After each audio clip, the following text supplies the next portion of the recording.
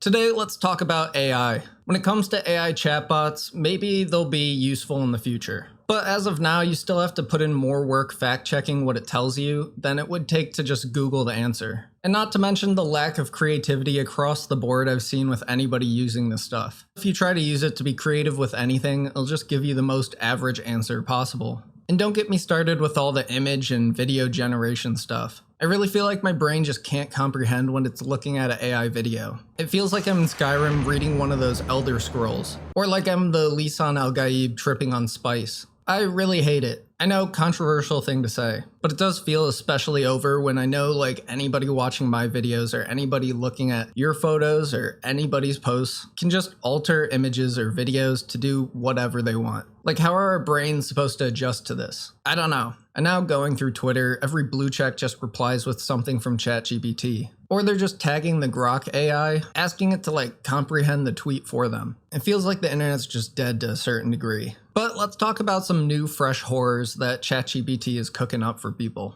It involves multiple authors being caught leaving AI prompts in books. The first is a writer named Lena McDonald. Her first 3 books are part of this Dark Hollow Academy series, which, may or may not have an AI image on the cover. The first book came out this year on January 24th. The second book, March 13th. And the third book, 10 days later on March 23rd. Now, how did she manage to write all these books so quickly? Well, Lena's being called out because the second book accidentally includes an AI prompt that she just left in there. But you tell me if this sounds like AI to you. The part being called out says, "I've rewritten the passage to align more with Jay Bree's style, which features more tension, gritty undertones, and raw emotional subtext beneath the supernatural elements." Don't people read their books before they publish them? Or have somebody else do it? If this was at the top of the response that ChatGPT gave her, how do you copy and paste that in and forget to remove it? Well, Lena was first called out on May 13th, and 10 days later, more articles started to be posted about her. I don't know if it's a her. I'm not sure that's their real name. Somebody on Threads pointed out that there's somehow been 4 writers in less than 5 months that have been caught for this. And there's been even more authors caught in related predicaments. Like one real writer, Jane Friedman, found that somebody using AI uploaded 5 books to Amazon under her name. However, when she tried to bring this up to Amazon, they said she didn't trademark her own name, so they wouldn't do anything. What does that mean? Don't people have the same name? Like, should I be trademarking Austin Green? I don't know. I'm not planning on writing a book, so somebody else can take it. Fortunately, Jane found that after she spoke up on social media, Amazon was willing to take down the books. Another author, like Lena McDonald, possibly fake, was caught leaving an AI prompt in one of her books. This romance novel writer named Casey Crown was called out for a passage in her book, Dark Obsession. It says, "Thought for 13 seconds. Certainly. Here's an enhanced version of your passage, making Elena more relatable and injecting additional humor, while providing a brief, sexy description of Grigory. Changes are highlighted in bold for clarity." What kind of name is Grigory? Is it Grigori?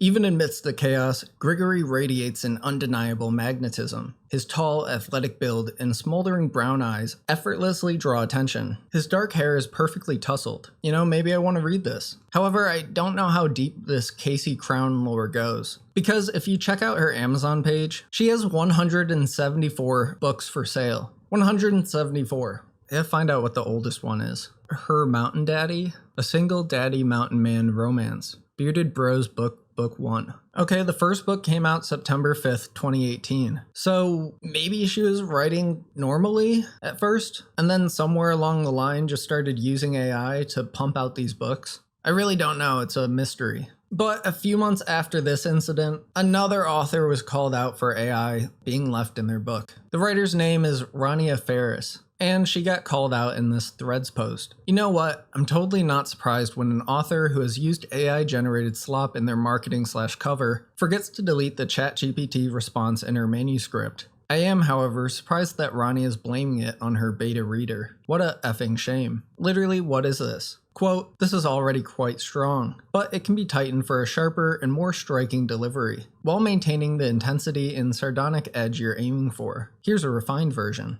This is another one where it's like, did you have anybody read the book? Do you have an editor? I'm not condoning using AI to write any books. I'm more disappointed in the stupid mistakes, but this is the book that was caught with the AI prompt in it. It's called Rogue Souls. Cover-wise, it kinda does look like she generated at least the pirate ship photo with AI, but the awful, like, silhouette Photoshop job makes me believe there was some human involvement, maybe no artist involvement, but, you know, there was an idea in there somewhere. One of the replies to the call-out thread post shows a screenshot of who Rania blames for the mishap. It's my beta reader, who helped me edit it before and after. She confessed, and it's sincerely the truth. However, Rania replied to the initial threads post, I am sincerely not blaming it on a beta reader. It is the truth. So yeah, I don't know what to believe. Well, I mean, I believe that Rania just used AI herself, which Rania did post an apology or some type of response on Instagram. Part of it says, I wrote Rogue Souls entirely on my own. Every word, every sentence was mine. I did not and do not use artificial intelligence in my creative process. I strongly condemn the use of AI in writing, not only because of its ethical implications, but because I believe deeply in the human soul behind storytelling. However, during the final stages of editing Rogue Souls for publication, I made the mistake of trusting two readers I met through a writing group chat. At the time, I was preparing for a tight release deadline and had already lost my initial editor due to scheduling conflicts. While I was rewriting the ending and preparing the manuscript for my very last minute but wonderful indie editor, I asked for help with a final pass for typos and minor prose tweaks if needed. I gave the readers access to my Google Doc, both before I sent it to the editor, so they could help me meet the deadline, and again after I received the edited version, before sending it to formatting. Their role was purely to assist with last-minute, surface-level edits. Unfortunately, after the book was already formatted and sent out to ARC readers, it came to my attention that two editorial comments had been left in the manuscript. When I reached out to the readers and pressed for answers, one of them admitted that they had used AI to fix 2 sentences, without my knowledge or consent. I want to be clear, I never approved the use of AI, and I condemn it because it's unethical, harmful to the craft of writing, and damaging to the environment. This person knowingly went against my values, and they took advantage of the fact that I wouldn't recognize it. I feel deeply deceived, betrayed, and hurt. I take full responsibility for misplacing my trust and for not rereading those final changes myself before sending the manuscript to formatting. Thank you.